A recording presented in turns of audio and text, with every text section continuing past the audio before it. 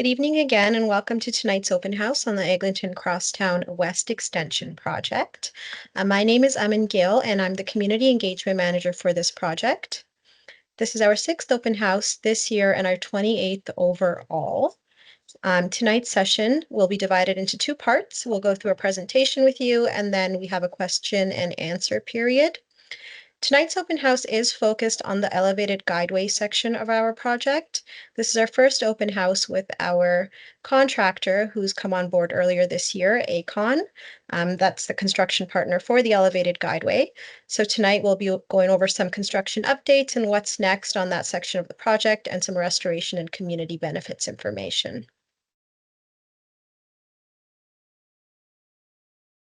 We'll start tonight's presentation here today with a land acknowledgement. So let us take a moment to acknowledge that we are on lands that have been and continue to be home to many Indigenous peoples, including the Anishinaabe, the Haudenosaunee, and the Huron-Wendat peoples. We are all treaty people. Many of us has come here as settlers, as immigrants, or involuntarily as part of the transatlantic slave trade in this generation or generations past. We acknowledge the historic and continued impacts of colonization and the need to work towards meaningful reconciliation with the original caretakers of this land. We acknowledge that Metrolinx operates on territories and lands covered by many treaties that affirm and value the right of Indigenous communities, nations, and peoples. We understand the importance of working towards reconciliation with the original caretakers of this land and will conduct business in a manner that is built on a foundation of trust, respect, and collaboration. Right, we also need to go over some engagement guidelines before we get started. So attendees do have their videos turned off and their microphones muted tonight. Again, our session tonight includes a question and answer component at the end of the presentation. Some of you may have already submitted your questions on the event page. If you have got a question during the presentation today, please go to www.metrolinx.com/ECWE_events and click on today's event.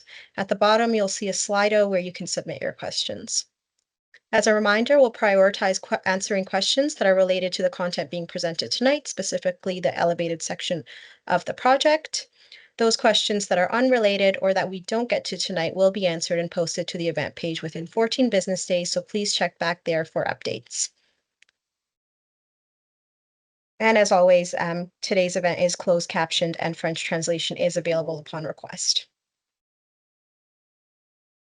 Right, so I'll start by introducing the Metrolinx team that we've got joining us tonight. I'm Amin Gill. I've got with me Kagan, who's our Senior Project Manager for the Elevated Section project. We've got Mihal Killeen, who is on our Technical Advisory team as the Guideway Design Manager. Unfortunately, Deanne had an emergency and cannot join us tonight. She's the project sponsor. And we've got with us Kaylin Barnes, who is the Environmental Manager.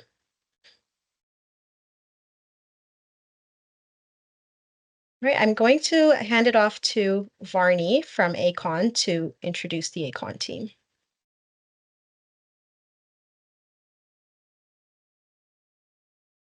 Varney, you're on mute. Got it. Good evening, everyone. My name is Varney Dailan. I'm the Communications and Public Engagement Lead at Aecon, working for the Elevated Guideway project. I would pass it on to Jonathan.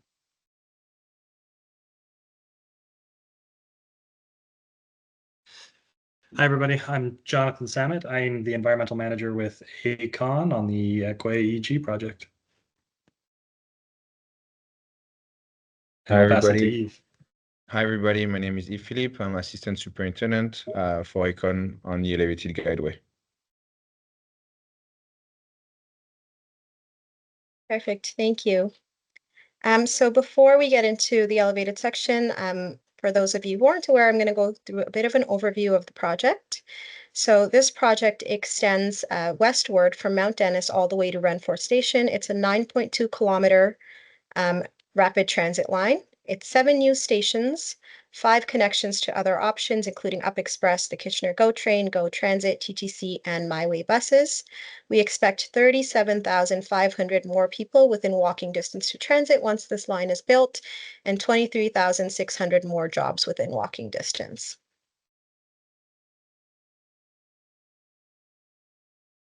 Over to you, Varney. Thank you. So I'll be providing you with a quick overview of who Aecon is. Aecon is a national Canadian construction company with experience in delivering integrated solutions in civil, urban, transportation, nuclear, utility, and industrial sectors. Aecon is well positioned in the Canadian marketplace as an industry leader in the development and construction of infrastructure. We have a roster of ongoing major projects in Canada and abroad that is diversified across multiple sectors and durations. With a rich history in Canadian construction sector since 1877, Aecon has experience in building iconic and monumental projects such as the CN Tower, the Gardiner Expressway, the Waterloo LRT, the Highway 401 extension, and the Gordie Howe Bridge that is currently being built. Next slide, please. Aecon has wide experience in building bridges across Canada and also internationally. Just to name a few, you could see on the top left-hand side corner, it's the St. Jacques Bridge that's built in Montreal, completed in 2018. Below that, you will see the Bow River Bridge that was built in Calgary, completed in 2023. On the right-hand side, top corner, you will see the Peace River Bridge that was built in 2020 in Peace River, Alberta. And the bridge that is currently being built is the Gordie Howe International Bridge that connects Detroit and Windsor. Next slide, please. Aecon has been awarded the Elevated Guideway project of the Eglinton Crosstown West Extension in December 2023. The elevated guideway portion of the project is 1.5 kilometers in length and will span between Jane and Scarlett on the north side of the Eglinton Avenue West, parallel to the Humber River Bridge. The length, height, and the location of the elevated guideway project is mandated by Metrolinx. The work under this contract is focused on the structure of the bridge connecting the tunnel portals at Jane and Scarlett of the Eglinton Crosstown West Extension. The elevated stations along the line will be delivered by another construction partner as part of a separate package that is currently being procured by Metrolinx. And I will pass this on to Jonathan. Thank you. Thanks, Varney. So I'm going to go over some of the works currently being conducted on site. So currently we are nearing the completion of our borehole drilling program. So a borehole is a narrow vertical shaft bored into the ground to determine ground suitability. Our units run a 6-inch hole drilled between 4 meters and 36 meters into the soil, depending on the location. And there's 56 borehole locations spread from across the site. So the purpose of this work, again, is to collect samples of soil and bedrock and to determine the soil's physical and chemical properties. So that informs, again, the design and the suitability of the ground to support the structure and support us in a variety of other engineering efforts. Yeah, next slide, please. What we're also conducting right now is our subsurface utility engineering, or the SUE. So this process combines civil engineering, surveying, and geophysics. It utilizes several technologies, including vacuum excavation and surface geophysics. And this work is carried out throughout the alignment, so from Scarlett to Jane along Eglinton Avenue West. And again, the purpose of this work, it's quite critical to obtain accurate 3-dimensional mapping of existing underground utilities during the prep work of the Elevated Guideway project. And the reason this is so critical is that as we move into heavy civil operations, we need to have a very good understanding of all of this critical infrastructure for both public safety, the safety of our workers and our team members in the field, as well as just maintaining the usability of the infrastructure in the field. And I'll pass it off to Yves. He'll give a description of our construction processes. Okay, so let's go through a different step of the construction of the elevated guideway. The first one being the construction of the piers and the foundation, the caissons. So the piers are the vertical support structures of the bridge. It is constructed by first drilling caisson, which is a deep foundation into the bedrock. Concrete pier columns will then be constructed above the caisson foundation, topped off with a pier cap. The elevated gateway will feature single and double column pier configuration. So on the picture being shown, you can see the vertical element are the columns, and on top of it you have the horizontal element, which are the pier caps. Next slide, please. So the stage number 2 will be the construction of the ramps. Once the piers are built, the next stage involves constructing the abutments and associated ramps that will transition the route of the Eglinton Crosstown West extension between the above ground and underground segment of the line. So basically the ramps are like the link between the two tunnel sections that are on the east and west side of the elevated gateway. And they are part of two other projects, ATC1 and ATC2. Next slide, please. So then we have the construction of the deck, which is the structure that will span between each of the piers or abutment, providing the surface on which transit vehicle will travel. The deck will be formed and poured on site and constructed from sturdy, durable, reinforced concrete. So on the picture being shown, you have an example of one of the formwork and first work system that will be that it's similar to one of the systems that will be used on the construction of the elevated gateway. Next slide, please. Stage number 4.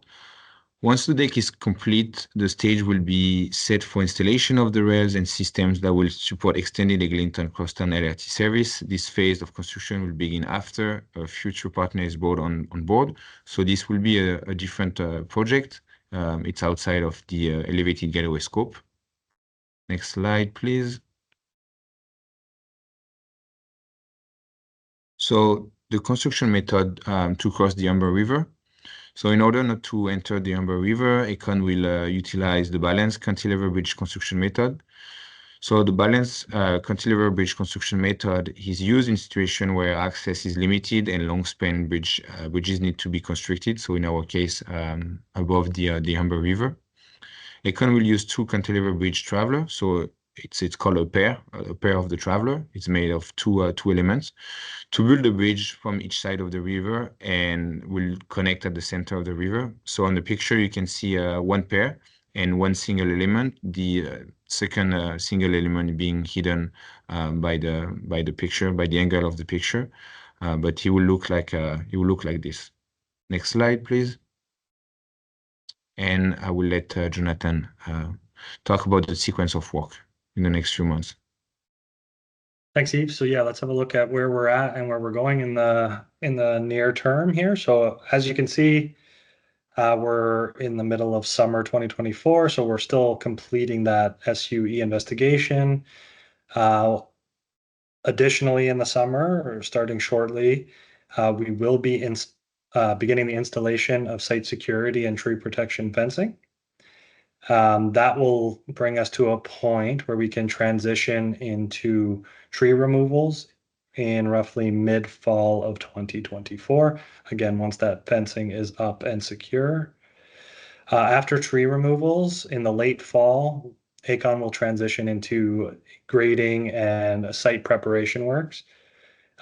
This will take a few months, so that'll bring us all the way to the spring of 2025, which is when we will look to begin the construction and installation of the foundation and the caissons.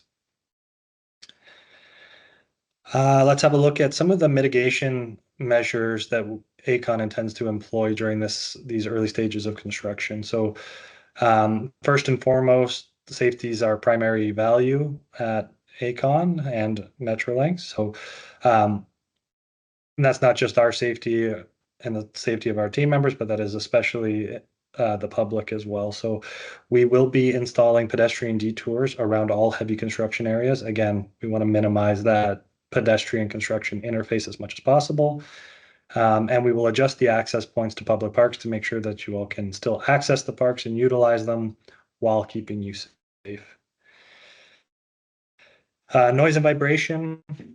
It's a consequence of construction, but Aecon will be employing noise and vibration monitoring continuously throughout the construction.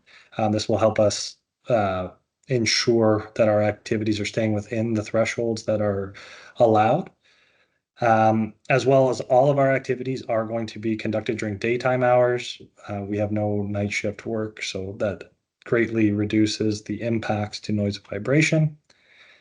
There will be lane closures, but to ensure the steady flow of traffic, AECON will employ clear signage. We will utilize flag persons to ensure that traffic is flowing as much as possible, and clear detours to ensure that you can still get around in this neighborhood.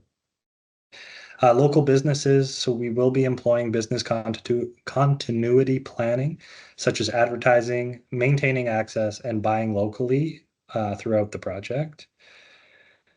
Mud tracking, this can happen from the project site onto the sidewalk or onto the street. And to mitigate this, AECON will regularly employ the use of street sweepers and vacuum suction trucks to ensure that any mud or sediment that does get onto the street is removed as quickly as possible. We will also be utilizing mud mats at each access point, and these mud mats will help reduce the amount of built up mud and dirt on truck tires as they come in and out of sight. Dust and air quality. So we will employ dust suppression. We will be watering our access roads routinely throughout construction, especially in the summer months, as that is one of our biggest contributors to airborne dust. And this will help maintain air quality. In addition to this, it's not listed here, but we will be employing continuous air quality monitors on the site, or adjacent to the site near our sensitive receptors, our neighbors, to ensure that we're always in compliance with all of our air quality targets and our dust control. And it can help us guide construction as well if we need to increase watering or decrease watering. So, and lastly, construction debris. Daily housekeeping is just a part of AECON's philosophy to prevent the buildup of construction waste. We have a good waste management program. Yeah, and that should at least avoid litter or debris leaving our construction site. Next slide. I guess I'll be passing this off to Metro. Hi, yes. In the intro, as I mentioned, my name is Kaylin Barnes. I'm the restoration manager for this project. So this is one of my projects on the restoration team. And so I'll be speaking to some additional environmental mitigations. This content was presented before, so it's available online, recorded actually from the November open house, but just wanted to give a high-level refresh of some of the practices that we do for our projects to limit environmental impacts. So this slide is about protecting the Humber River and watercourses. So as Yves mentioned, the design of the guideway is such that it clears the river, so there's no in-water works, and completely spans the river. And this allows the river to free flow and limits and reduces the amount of in-water works taking place. Also on the banks of the Humber, and was mentioned earlier about construction fencing. So construction fencing is put around the construction work area, not only from a safety perspective, so obviously all construction sites need safety fencing to prevent people from coming in or getting injured, but it also does do double duty to prevent encroachment of any of the machineries or workers into the areas beside the construction area. So if anybody's seen like a City of Toronto tree protection zone, it just protects the roots of the neighboring trees, and so the fence really helps in our construction zones. Another piece is just another design principle, which is retain and protect as much of the natural vegetation as possible. This also does double duty, so not only are we limiting the tree removals, but the presence of the trees and their roots also help with bank stability, and it buffers water courses from any kind of debris falling down the bank and preventing it from going into the river as well. So it actually acts as an erosion and risk mitigation measure. We'll be implementing stormwater management practices just to make sure that the water balance is maintained. So the water flowing overground and underground is going to be matched after construction. And just to get further into erosion and sediment control, heavy use of erosion and sediment control measures around the river to prevent the release of silt and any kind of sediment laden water into the Humber River. Examples of erosion and sediment control measures are things like hay bales, silt socks, erosion and sediment fencing, and there can be others as well. And for the most part, we employ kind of a combination of methods. So you have your primary and your secondary, and sometimes even tertiary ESC controls. And lastly, on the slide, to follow the advice given to us by Department of Fisheries and Oceans. So there was consultation with the Department of Fisheries and Oceans, who are mandated to protect fish and fish habitat. So we'll be implementing any advice that they had given to prevent and protect fish and fish habitat in the river. Next slide, please. So this slide is just about what we're also doing to protect wildlife in the area. We know this is a very important natural green space with lots of wildlife present, and so there's a number of measures here listed. For starters, we follow the wildlife timing restrictions for construction activities. So that includes the bird and migratory bird nesting measures, and then also respecting the bat active seasons that both come off in the fall. As well, in terms of bats, installing bat rocket boxes in matching our Endangered Species Act permit. This provides shelter for the bats during their roosting season for the non-migratory bats. That's spring, summer, and fall. And just as an update, what the slide is showing here is the location of the bat rocket boxes. So if you've gone through these parks, you've probably noticed the rocket boxes. So far, we've installed 19. So we are currently conducting some research on the bat boxes with the aim to improve them, improve their effectiveness. So currently we have temperature loggers in bat boxes to understand and make sure they're the right temperature for the bats.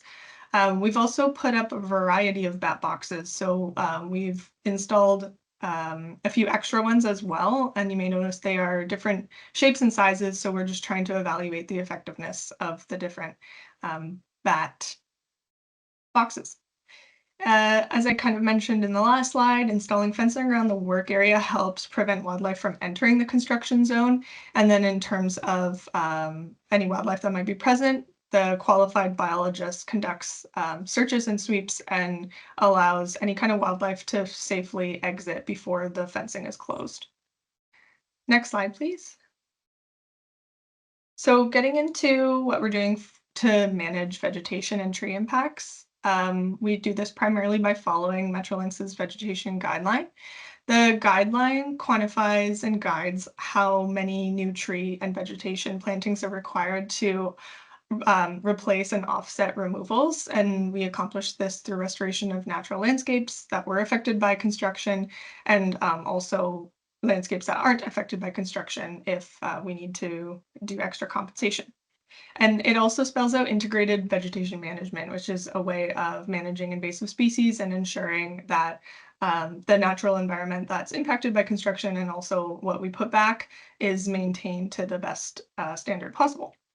So another thing we do is consult with municipalities and conservation authorities because we're following the local bylaws and the environmental regulations. So we've been working closely with City of Toronto and Toronto and Region Conservation Authority on our, not only on the impacts on the tree removals, but also on the replacement side as well. And providing additional compensation when tree and vegetation removals are in designated natural areas. There's quite a few designated natural areas for this project. So it is a term you can find in the Metrolinx Vegetation Guideline, which is essentially a composite of various areas that have different protections. So an example of this could be the city's ravine and natural protection feature area, or it could be the Toronto Region Conservation's flood protection area. So those could layer on top of each other and it represents a designated natural area. And what this is really getting at is that in designated natural areas, we do more compensation. And the last bullet here is ensuring that no project activities occur within wetlands. So we're protecting wetlands through this project. So we've already started planting trees to try to offset the tree removals needed for this elevated guideway section. And as I mentioned, we're working with Toronto Region Conservation Authority and the City of Toronto to plant as early as we can. So we've gotten started on the tree plantings, and not counted towards our compensation, but we also have been giving away trees and shrubs. And this is just a method of getting trees and shrubs back in the local community. It's not really to count towards the compensation needed for this project, but it's more just to increase the green cover in the area. So this QR code takes you to the 2022 Metrolinx vegetation guidelines if you're interested in learning more about kind of what sets us up for managing vegetation. Next slide, please. So here's a more detailed list of the way that we minimize impacts, including removing and restoring vegetation in a deliberate, careful, and responsible way. So the first things first is there's an inventory of all of the trees in the area, regardless of whether they interface with the construction site or not, and that's to give an idea of like a holistic view of the vegetation in the area. A database is created with natural heritage information, including tree species and condition and ownership, like is it on TRCA or City of Toronto lands. This is all done by a qualified arborist, and they make recommendations as to what needs to be protected and what needs to be preserved. From there, we develop a tree protection plan, which includes mitigation measures that the city and the Conservation Authority might prescribe to us, and they also review and approve that plan. And then from there, the constructor goes to implement the arborist recommendations to manage dead and hazardous trees, to control the growth of invasive plants, to keep that from coming in sight, because very possible with the disruption of soil for construction, it kind of gives invasive plants a potential foothold. And lastly, this is actually where I come in, which is to develop a restoration plan, which outlines where the trees and shrubs and other vegetation gets put back. And that gets put back in areas that were temporarily disturbed by construction. So once construction's done, restoring the area to equal or better condition. And then also, if there's any compensation required offsite, working with local interested people, City of Toronto, Indigenous communities and nations, to pinpoint to us where the best and most likely place for compensation can be put. And that's on the next slide, which I'll go over next. But just wanted to say that all in all, we prioritize planting of native and pollinator species. And so basically removing invasive species, but only putting native species back is where we're aiming to help improve the health of the local ecosystem. So last slide for me is just explaining how the compensation for tree removals work. This is also spelled out very clearly in the Metrolinx vegetation guidelines, so this is just kind of an overview of it.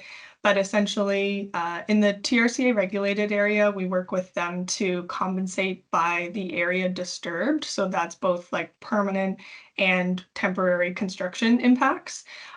We use the TRCA ecosystem restoration guide to kind of inform how much compensation needs. So for example, for every square meter of woodland removed, 2 to 8 square meters are supposed to be planted. So the idea behind the ecosystem guide is that removal of like a mature, healthy forest in order to compensate for the value that that forest provided, such as carbon sequestration and pollution removal, more forest needs to be planted right away to grow up into something that is comparable to what was removed.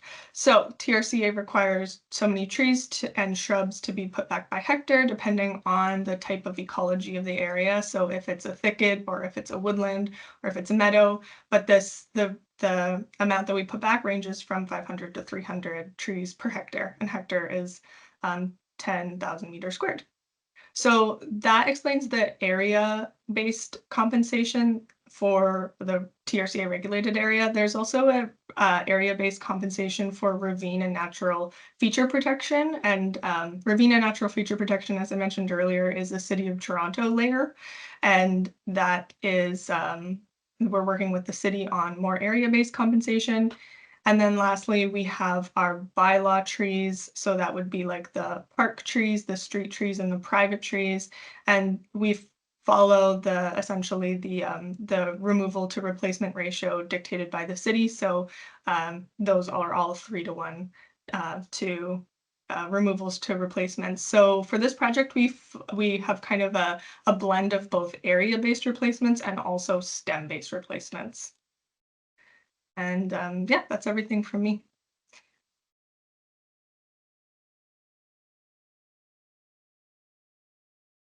Okay, in this slide, we are looking at community benefits that are incorporated in the Elevated Guideway project to provide employment and business opportunities for local communities and equity deserving groups who are Black, Indigenous, and people of color and women.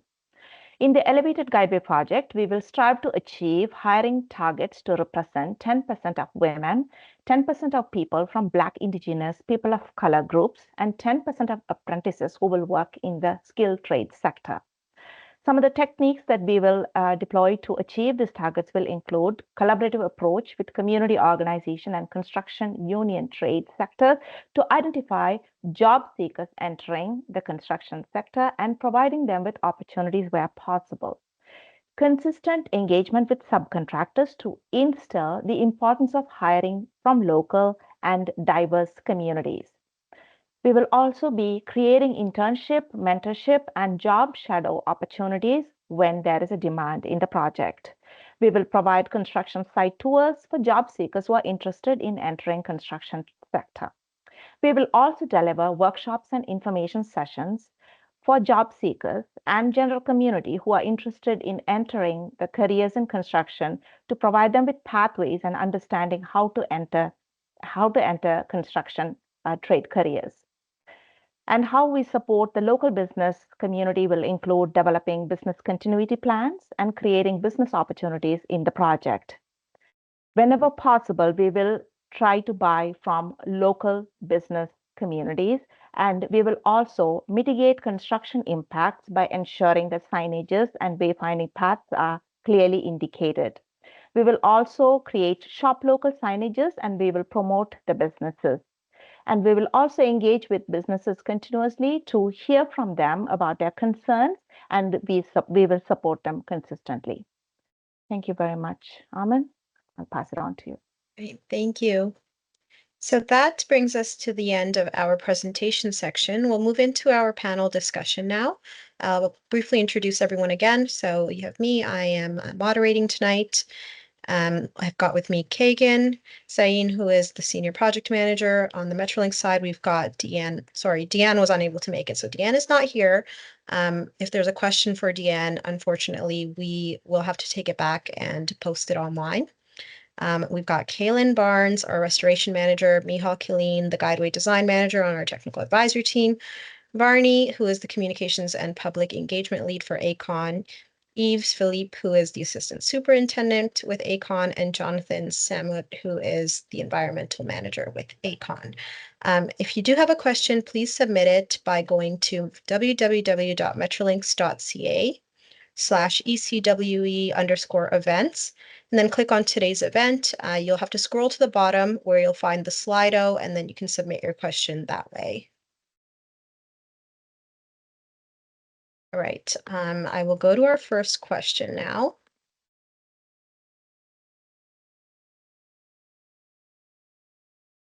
All right, the first question is, how high will the guideway be at the intersection of Eglinton and Scarlett? And I'm going to hand this over to Yves for an answer. So it will be there will be a clearance of 4.5 meters between the bottom of the elevated guideway and the road at Scarlett and Eglinton intersection. Okay, perfect. Thank you. The second one is also for you, Yves. It's, can we strive to keep the number of pillars to be as minimal as possible so as to reduce impact on ground level? We can use concrete balanced cantilever bridges to increase the distance between each pillar. So on that project, there is some design element that cannot be changed because it's been set by Metrolinks, and so the number of caisson and the method to be used are one of them. So the number won't be able to be changed. Okay, Thank you. The third one, I will also hand it off to you before handing it off to Kaylin. The question is there a commitment to design excellence in the elevated section? The difference between beautiful, welcoming places, making an environment that feels like a highway underpass is in the details. So again, there is some requirement made by Metrolinx on that contract, and Aecon will follow this requirement, comply with it. I think again we'll be able to provide a more detailed answer. Thank you. Yes, I think Michal can, just chime in as well. So yes, we have certain design excellence elements in our PSOs. So Aecon is, just following them. So it's related with structure. So if there is any question about the restoration part, so maybe Karin, just answer that question. But for the structure part, we have some design elements. That's So, correct, Kagan. Yeah. Yeah. Oh, sorry. Go ahead. I was just going. Oh, thank you. I was just going to maybe give some examples of that. For example, is the kind of closed forum structure that we have. So it's box girder as opposed to I-beams. So that was kind of some of the feedback that we got and made that a prescriptive element, which Yves mentioned. There's some items that we just cannot change, and the aesthetics of it is one of those. And then also the pier, the shape of the piers. There's a lot of constraints around what we can do there and how they should look. And again, that's a kind of an aesthetic feature that we are very prescriptive on. So yeah, thanks, Kagan. Thanks, Michal. Yeah, I can kind of come in on how it relates to the restoration piece. So completely agree with the question that we don't want the elevated guideway to resemble a highway underpass. Like we've seen underpasses that didn't have any really planting or any kind of naturalization underneath it.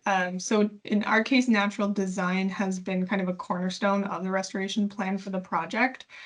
We don't want just stonework or hardscaping to be taken over by weeds, because it would be taken over by weeds if we didn't actively plant under it. So a lot of thought went into the plant selection for under the guideway, what could thrive in like a drier and a less sunny condition.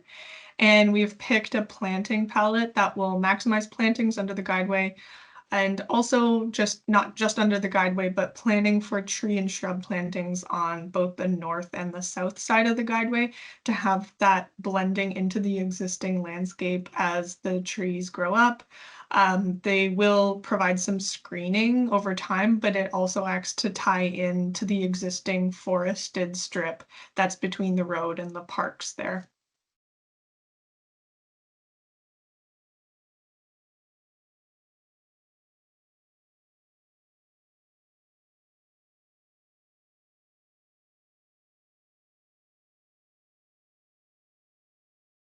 Amanda, I think you're muted.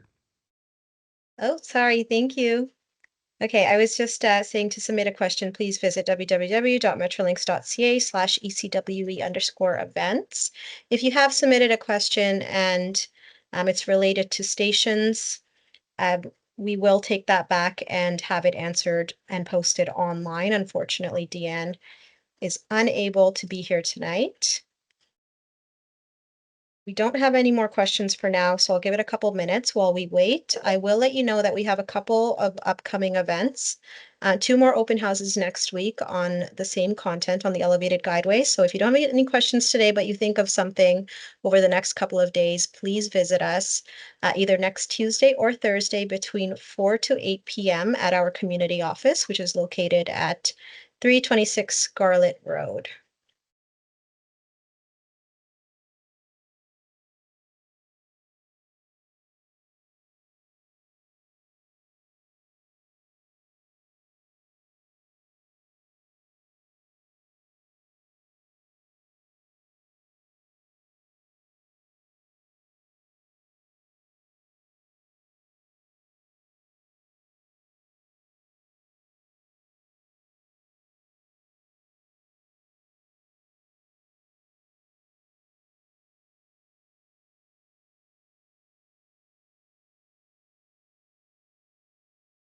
Right, we've got a quiet bunch today, so either we've done a great job explaining, or we'll see you at the open house next week. We'll give it a few more minutes if you do have questions. Again, it's www.metrolinx.ca/ECWE_events.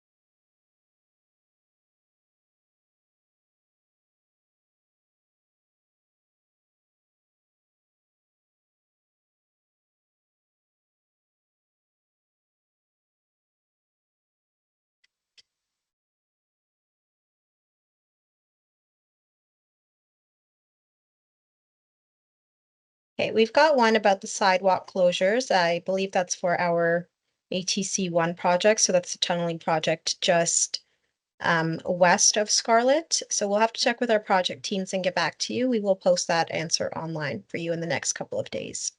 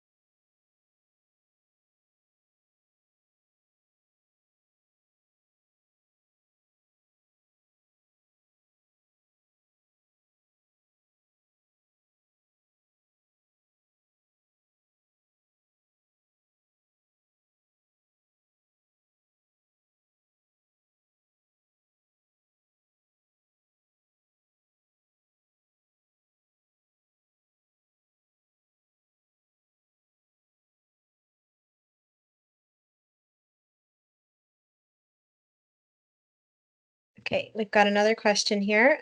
Will the Scarlett Station be above the Humber River or above the intersection? I'm going to pass it off to Mihal for an answer. Thanks, Iman. So yes, the guideway is built first, which is pretty much the structure.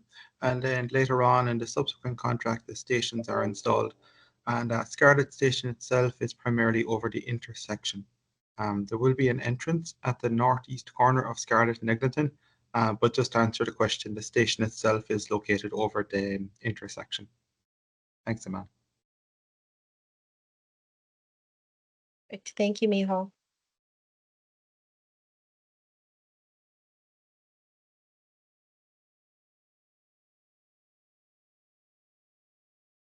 All right, we don't have any more questions for tonight, but again, if you think of anything over the next couple of days, please reach out to us.